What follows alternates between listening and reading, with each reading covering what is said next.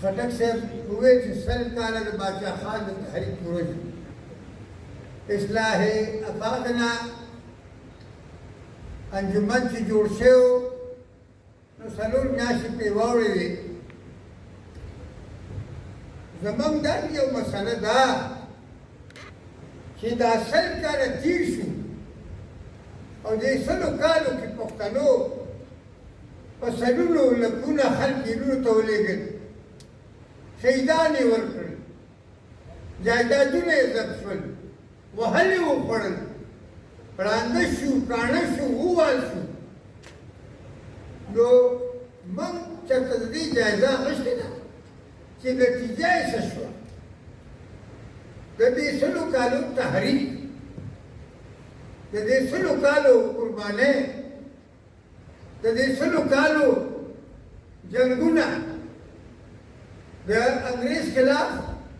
په میدانونو کې په لکونو خلک جیلونو ته تللي دي، په زرګونو خلکو به هلته کول خوړلي دي، په سلګونه شهیدان موږ ورکړي دي، د جیلونو نه شهیدان راوتي دي، په جګړو کې شوي دي. زه پکې د بابر خبره نه کوم، چا د انګریزانو پر کټیانو کړې وه، خو زموږ دا دومره قربانۍ، زموږ دا دومره جیلونه، زموږ دا دومره شهیدان، زموږ دا دومره وهل ټکول، تفریطۍ، کورونه ورانېدل،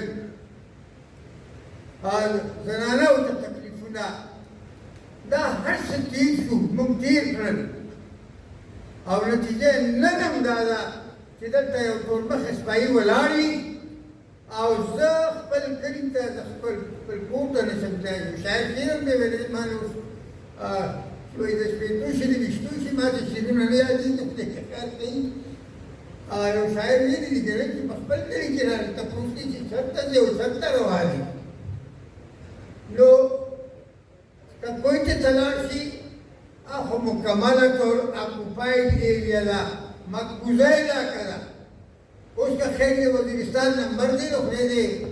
د چا خبره محسن ته خیر کړي. علي غریب خو په جیب کې پروت دی، هغه جج هم خدای پاک وشرمو چې شپږ میاشتې د هغه په ضمانت نه کوو. دغسې زموږ دلته حال یو خو زه خاص کوم په دې موقع چې هسې د وخت نه ټیم نه ورکړو. راځئ چې اول خو دا جایزه واخلو، دا تجزیه وکړو، دا تحقیق وکړو، دا معلومات وکړو چې د باچا خان د تحریک او د قربانو دوه نتیجې دي. یو نتیجه د پښتون قوم مجموعي ناکامي ده چې هغه نن هم نه خپله ژبه لري، نه شي ویلي، نه شي لیکلی، او نه بچي چې کوم دي د پښتو نه خبر دي، د تاریخ نه خبر دي، او په خپله خاوره باندې موږ غلامان یو. یې دا مخ دی او بل یې دا مخ دی چې د باچا خان په کورنۍ کې کوم لیډرشپ پاتې دی. نو هغوی خو د دې سلو کالو جایزه، تجزیه، نتیجه یا معلومات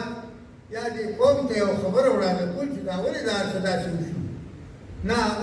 هغوی ښه خوبونه کوي، ښه په مدو کې دي، نور هم خوشحاله کړي، موږ ورته دعا کوو او چې دغسې د پښتون قوم نه بېغمه شي او د پښتون قوم د هغوی د غمه خلاص شي. نو یو خو به دا معلوموو چې د باچا خان دا تحریک ولې ناکام شو. دا تحریک چې د ازادۍ تحریک، موږ کې کومه غلطي وه، د باچا خان په تحریک کې کومه غلطي وه. ځینې خلک به دا وایي چې ته په باچا خان تنقید کې دا خبره نه ده. باچا خان انسان و، بنیادم و او لیډر و، رهبر و، په رهبرانو باندې، په لیډرانو باندې تنقیدونه کېږي، هېڅوک د تنقید نه بالا نه دی. البته دا خبره په خپل ځای ده چې باچا خان د پښتنو یو ډېر لوی شلمې صدۍ یو ډېر لوی شخصیت او بېشکه هغه پښتانه یو خوب نه راویښ کړل د قبایلي تقسیم نه د ټوټو دا ټوټې پرګنې دا قبیلې دا قومونه دا یې په یو تار کې د تسبو په شان وپیل او د یو قوم طرف ته د ګام کېښودو یو ډېره غټه ابتدا یې وکړه پښتانه نن هم خفه کېږي نه د قبایلیت ښکار دي ډېر زیات زه په خپله د ډېرې پسمانده علاقې سره تعلق لرم چې هلته نن هم سکول نشته نن هم بجلي نشته نن هم ټلیفون نشته سړک په اول ځل لاړل پاکستان او چې موږ تر څو پورې د دغې قبایلیت نه پښتانه خلاص نه کړو ځکه چې یو پښتون بل پښتون پرې ښه نه لګي چې سپینې جامې وي او که ښې جامې وي او که ښه کورې وي او که ښه هر څه وي که ټیک خبره وکړي دی به پکې چینجي راوباسي یو خو دغه قبایلیت خلاف باید چې موږ دغې طرف ته توجه وکړو چې دا زموږ یو ډېر غټ دشمن دی دا به د پښتنو نه ورک کوو چې په هغوی کې د قومیت د یو بل مینه د یو بل ملګرتیا د یو بل په سر ودرېدل د یو بل لپاره قرباني ورکول چې دا احساس او دغه سوچ پکې پیدا شي او که دا ونه شي نو وروڼو بیا به موږ ته ډېر تکلیف تاسو ته به ډېر تکلیف دویمه خبره ده چې موږ دا قربانۍ چې خلکو نه غواړو او سل کاله وشوې شل کاله تېرې شوې او نتیجه یې صفر شوه ټیک ده دلته موټرې هم ډېرې دي شته دی خلک ویني موټرې دي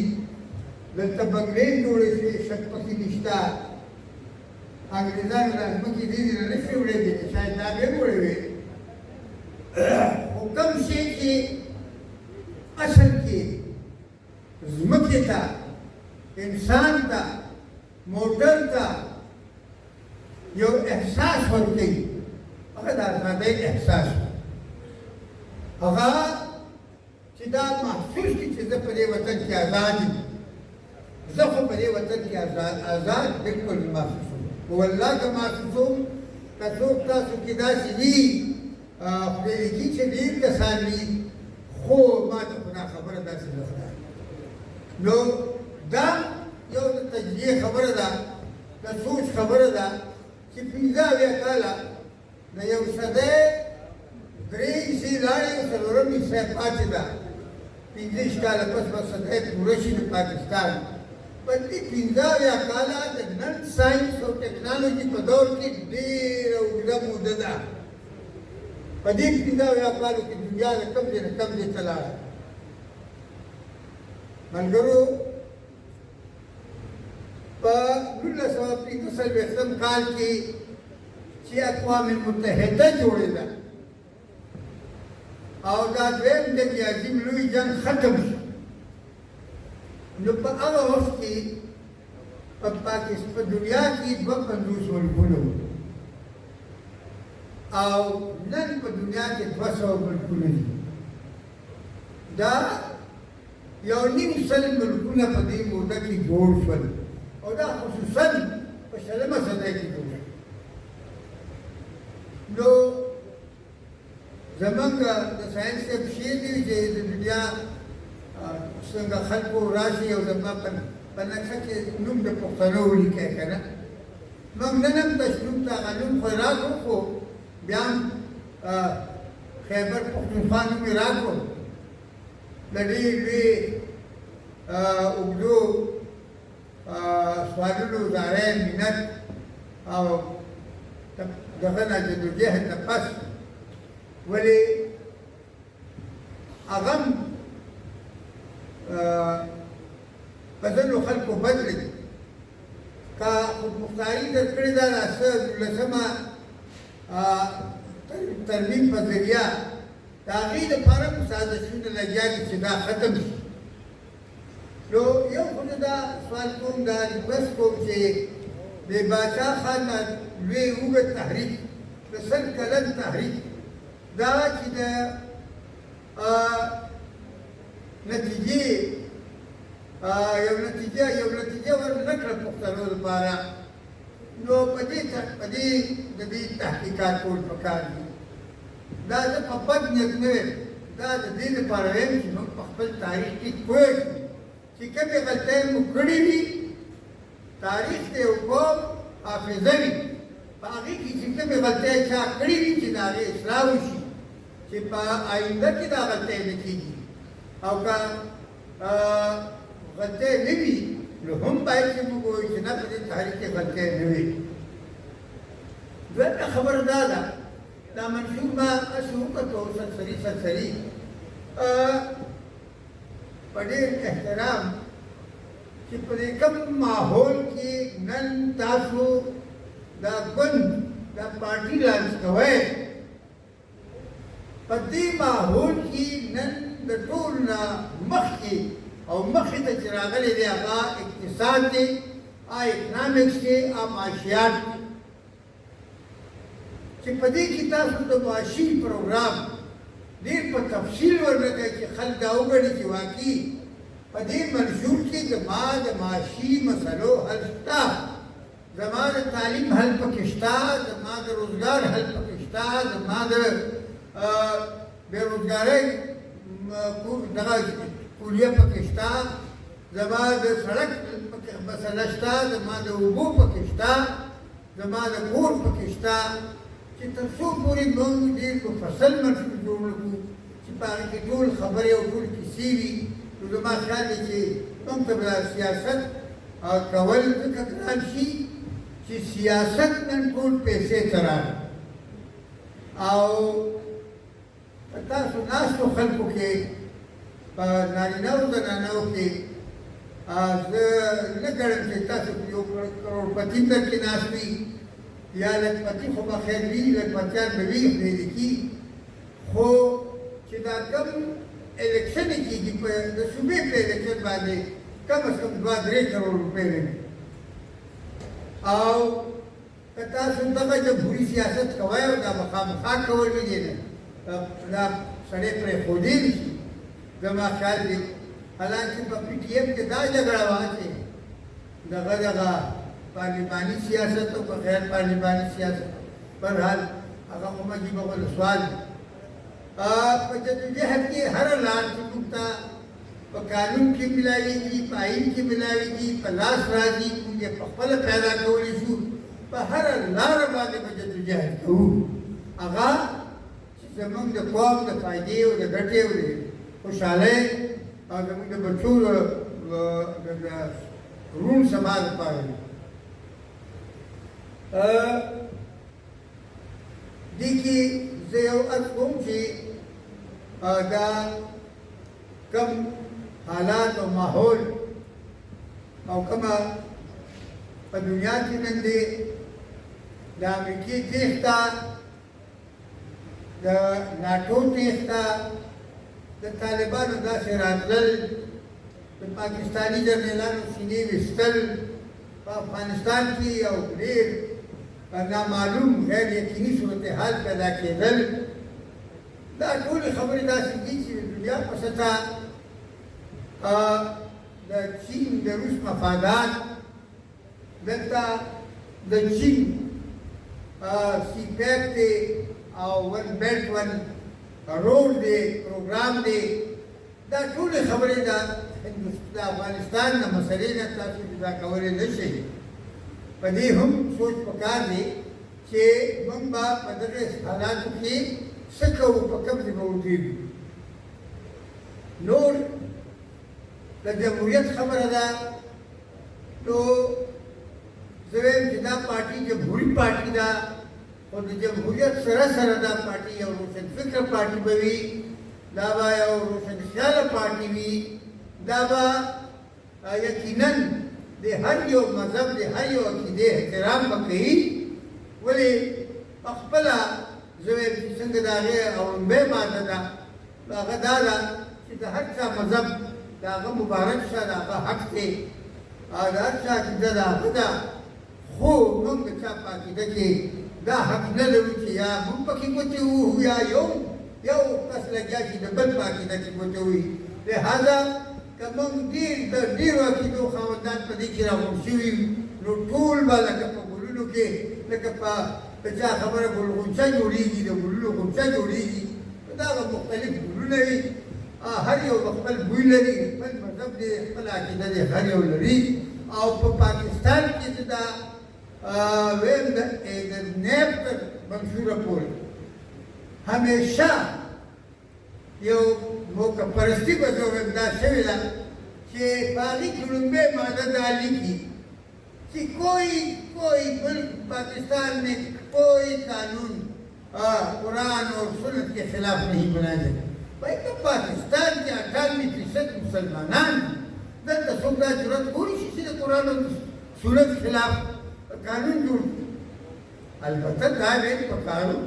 कि दलता बाद हर अकीदे खावता आज़ादी भी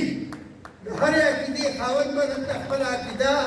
خپل مسلک باندې ودرېدی شي هغه ښکاره کولی شي. دلته خو په آیین د آیین په ذریعه د خلکو ایمانونو تعین کېږي، وایي دا قایدانان مې وایي کافران شول. زه خو او یقینا دا پارټي دا هېڅ قسمه داسې عقیده نه لري. ټول انسانان حق لري چې خپله عقیده هر یو سړی ولري او د عقیدې ازادي باید چې زموږ دا پارټي د هغې لپاره ډېر په تنظیم سره او ډېر په یقین سره د دې د تحفظ لپاره سوچ وکړي او که ضرورت وي چې بیا راپاڅي. نور تاسو رښتیا خبره ده چې په دغې حالاتو کې تاسو راغونډ شوي یئ، دا جرأت مو کړی دی، موږ دا جرأت کوو چې دا پارټي به مخکې بوځو. نو لکه څنګه خټک صاحب وویل موږ خو وروره داسې کار دی چې موږ خپل انینګز کړی دی او ښه هم کړی دی که بد هم کړی دی. ښه د چا خبره په تنقیدي نظر راته وګورئ. رښتیا خبره ده چې موږ خپلې ځوانۍ بربادې کړي دي او نتیجه موږ هم سره ده حاصله کړې. خټک صاحب که څه حاصله کړي راته ودي وایي، خو زه خو فیل شوی. البته دا ده چې سړی په حقه ولاړ وي، په رښتیاو ولاړ وي، په ایماندارۍ ولاړ وي. نو دا ده چې پښتون ولس سړي ته یقینا عزت ورکوي. او تاسو ټول تاسو ته چې کوم ملګري ناست دي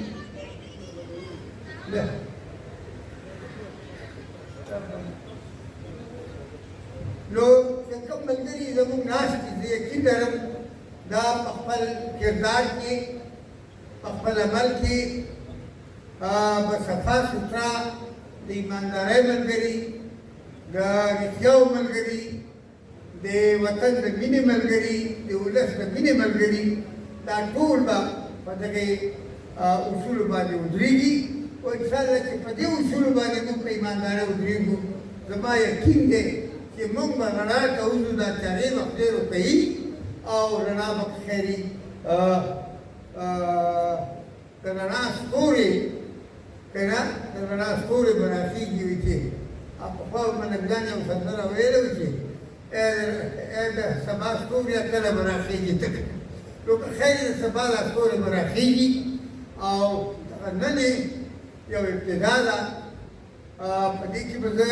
ملګرو ته دا هم خواست وکړم چې لږه په غټه پیمانه د خلکو په مسلو باندې د خلکو ته عام خلکو ته په خپله مرحله باندې په خپل وخت باندې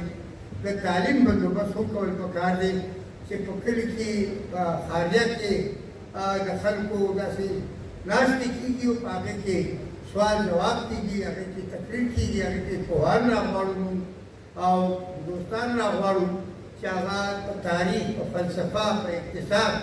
په مختلفو شیانو، په زراعت، په کرونده او په ژوند په هر اړخ باندې موږ ته تقریرونه کوي او بیا چې موږ تپوسونه جوابونه سوال جواب کوو چې دغسې زموږ د خلکو شعور او پوهه چې کوم ده هغه مخکې لاړ شي. نو ستاسو دا ګام د خدای ډېر ګرم دي او دغه مقاصد چې دي په مقاصدو بیا که خیر بیا هم خبرې کوو د منشور کې به که خیر بیا په شریکه پتې وکړو انشاءالله. او یو اړخ بل دا دی چې په خپله خو خیر موږ پکې فعل ویلي هغه دا دی چې زموږ د پښتنو ټولنه کې زنانه چې کوم دي دا هم خټک صاحب د ځوانانو ذکر وکړو. په ځوانان هم داسې مطلب شي چې نارینه ځوانان چې مطلب شي هغه پېغلې یادې نه کړي. نو زموږ په معاشره کې نیم په نیمه زنانه دي. دغه زنانه سره د دې چې باچا خان چې په خپله هغه ته زه سلام کوم چې په هغه عمر کې هغه خپله لور ځان سره بوتلې وه او په سیاست کې به یې ګرځوله او هغه دا یو پهل کړی و یو ابتدا یې کړې وه. ولې هغه خبره زه د بي صدر هم بي ته مې وویل چې بي که ته د ښځو دا دغه کې اوسپړه ده الله دې هغه وبخي هر څه پرې ویلی شي خو هغې وایي ته سیګریګیشن راغلی ما د نارینه نه لړکي او داسې وسه. نو ما وایي چې بي بس ستا خوښه ده خو په کار دغسې. نو د زنانو په سیاست کې چې نیمه آبادي نه وي او هغه په کور کې ناسته وي نو که په اقتصادي نقطه نظر ورته وګورئ که په سیاسي ورته وګورئ که په سماجي ورته وګورئ په هر لحاظ سره دا خبره ښه خبره نه ده. موږ له به دا کوشش کول پکار یو ډېر سنجیده او سیریس کوشش چې موږ په سیاست کې زنانه چې کومې دي هغه زموږ په دې سیاست کې شامل شي او دا پارټي دې دا یو ذمهواري په ځان واخلي چې دغه کار به که خیري موږ کوو. نور د سپورټانو وینګ دی هغه به هم جوړول غواړي. د مزدورانو سره به هم خبرې کوو د کسانانو سره به هم کوو. نو دا ټولې اړخونه د ژوند چې دي دا به کور کول غواړي او که خیر په خپل وخت به چې د چا څومره وسلي تاسو کې یا بهر نور ډېر ملګري شته په سلونو ملګري دي چې د نن پروګرام نه بې خبره پاتې شول. که خیر داسې به کوو چې دغه ګاډۍ به خپل منزل مقصود ته رسوو. او زه یو ځل بیا تاسو ته مبارکي وایم او تاسو پرې خپل مقصد او منزل ته ورسئ او مقصد کې د کامیاب او ستاسو ډېره شکریه.